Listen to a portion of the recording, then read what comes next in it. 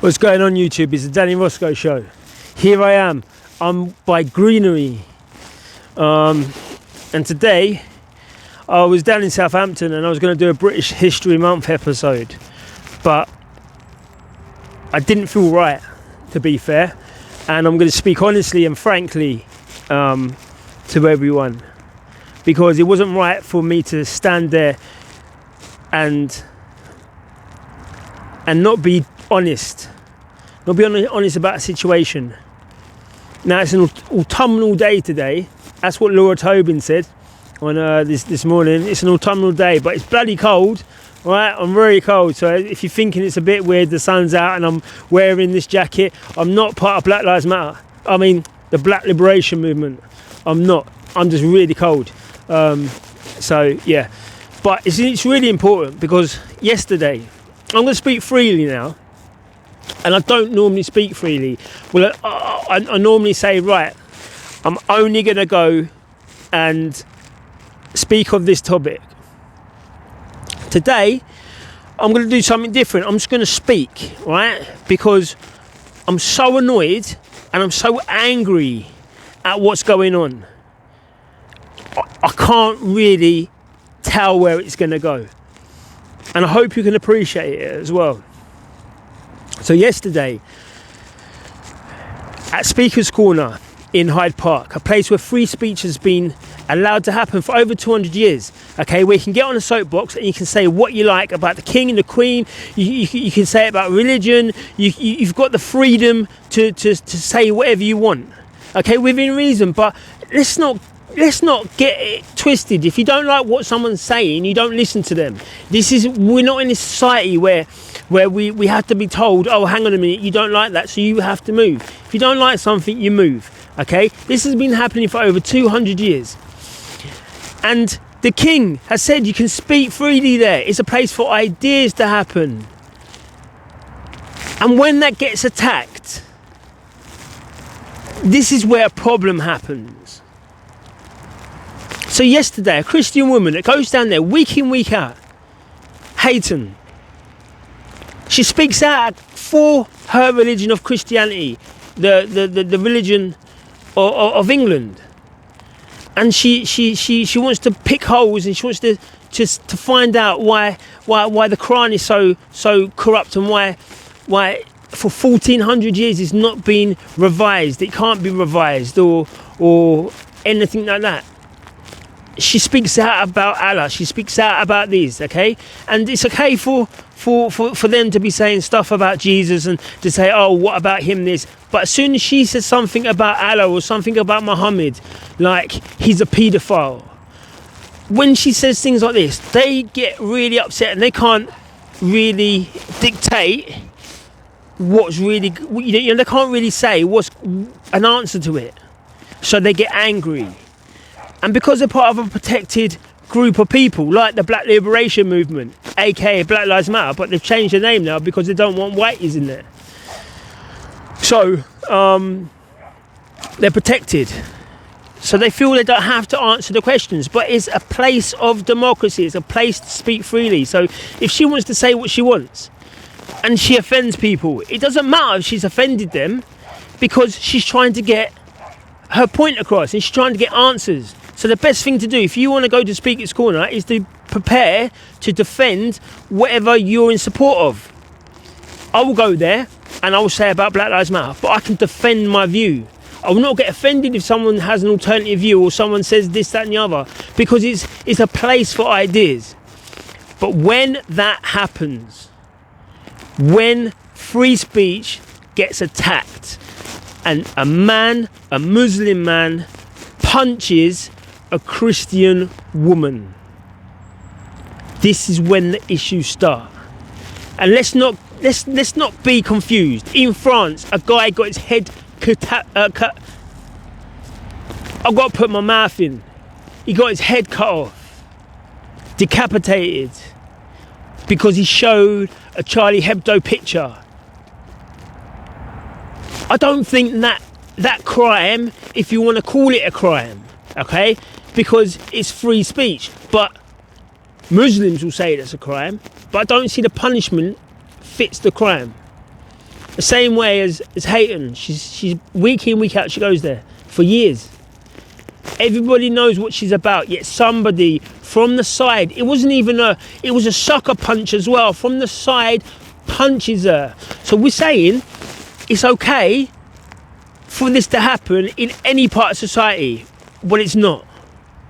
So the Muslims out there, you've got to understand, we can criticise your prophet, we can criticise your book, we can say what we need to get answers, because at the end of the day, it's not protected. It's not your way or no way. So that happened yesterday. It was an attack on free speech. It was an attack on Christian people. It was an attack on the people of England. Let's not get this twisted. And this morning, I go onto Twitter and I can see the usual suspects. They're all saying it's good, you shouldn't say this about the Quran, you shouldn't say this about Islam, you shouldn't say this about whatever. You're lucky it wasn't worse. You're lucky your head didn't get cut off. You're lucky it was only a punch. You know what? She's lucky. She's lucky she got physically abused. She's lucky that week in, week out, she gets mentally abused. She's lucky that she has these murder hits on her, that the police have got to ban her from Speaker's Corner because she might get murdered. That's lucky. That's disgusting. In my eyes, that is disgusting. And do you know what? It goes part and part with the religion. Because the religion who doesn't want any criticising, the religion that its greatest person is a paedophile. That's the one you want to go to war against. That's the one you want to hit people against. And that's the one you try to change every country you're in to your way. Because we all know it's your way or no way. The Metropolitan Police, you need to be put on notice. Because you've allowed this to happen. You sat back and let this woman get punched, and it took people there to stop the person running away. If we didn't do that, people of this society didn't do that, the guy would have been gone and the police wouldn't have done nothing.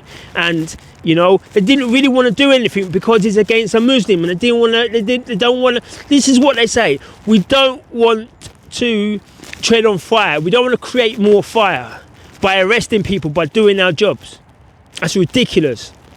Because the day before that, on Saturday, the Black Liberation Movement comes out. And they go to Buckingham Palace and they trunch all over the statues. Yeah, the same statues we were trying to protect.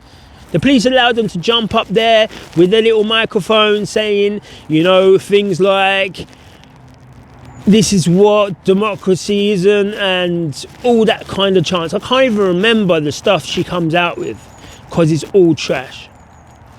But the police allowed that to happen. Yet earlier on in the day, the TSGs came out to lock heads with anti-COVID-19 people marching for the people of Wales. You can't even go and get child toys.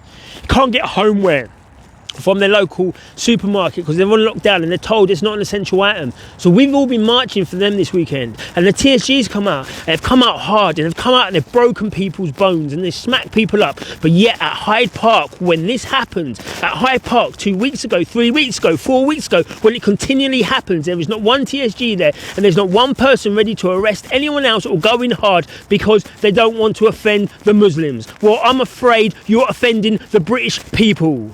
You're offending Christianity, because this is a Christian country, right? And we will not allow, I'm not even religious, but I respect the law that is put down. And the law is a Christian-based law. It's not a Sharia law. We don't live in that type of country, thankfully, for now. But we're not standing up. So all the times I've seen the people on Twitter, and I've seen all the retweets, and I've seen all the positive to her getting beaten up by a man, I see very few people standing out against that. And that makes me think. Where are the men of England? There's people that we can't go to football matches anymore, okay? So what are all the men doing on a Saturday? Why are we just allowing this to happen? Why are the men of England not standing up against the stuff that's happening in their society? And don't think it's London-centric, because it's happening in every single town up and down this country. We've got grooming gangs. We have got illegal immigrants. We have the grooming gangs, and we have people hell-bent on making sure this is a Muslim country. And nobody's standing up against it. So right now I can't accept it, because I know that patriotism and nationalism doesn't equal racism. It means standing up for your flag and your country and the people that's living within. And that's why when I went to the cenotaph down in Southampton, I could not say what I wanted to say, because I knew that their lives were going to be in vain. What they've laid their lives down for at 14 years plus. For the world wars, for other wars before that, after that, and since.